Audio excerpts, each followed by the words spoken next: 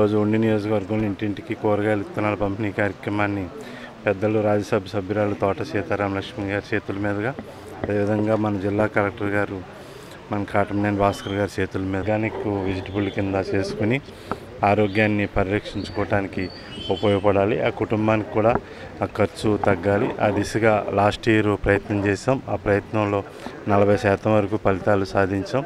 అదే తీరులో ఈ సంవత్సరం ప్రతి ఇంటికి కూడా విత్తనాలు ఇచ్చి దాంతోపాటు వంగ, మిర్చి, టమోటా నారు ఇవ్వటం, అదేవిధంగా ప్రతి ఇంటికి కూడా కరివేపాకు మొక్క, మునగ మొక్క, అరటి మొక్క, బొప్పాయి మొక్కలు కూడా ఇవ్వటం, అందరికీ కూడా ఖర్చు తగ్గించుకునే విధంగా, ఆదాయం పెంపొందించుకునే విధంగా, ఆరోగ్యాన్ని పరిరక్షించుకునే విధంగా ప్రయత్నం చేస్తున్నాం. మన ముఖ్యమంత్రి గారి ఆలోచన ప్రతి పేద కుటుంబం కూడా అభివృద్ధి చెందాలి.